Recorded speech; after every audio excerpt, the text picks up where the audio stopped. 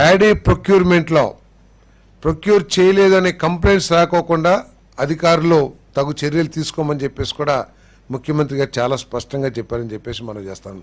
ఈ డిస్కలర్ ఎందుకంటే వర్షాలు వచ్చినప్పుడు కొంత రంగు మారటం అనేది ఎప్పుడు జరిగేదే. రంగు మారినా కూడా ధాన్యాన్ని పూర్తిగా కొనమని చెప్పేసి ముఖ్యమంత్రి గారు స్పష్టంగా ఆదేశాలు ఇచ్చారు. ఏ రైతు కూడా రంగు మారితే భయపడాల్సిన అవసరం లేదు, వారి ధాన్యాన్ని ప్రభుత్వం కొంటదని చెప్పేసి కూడా మనం చేస్తా ఉన్నాను నేను.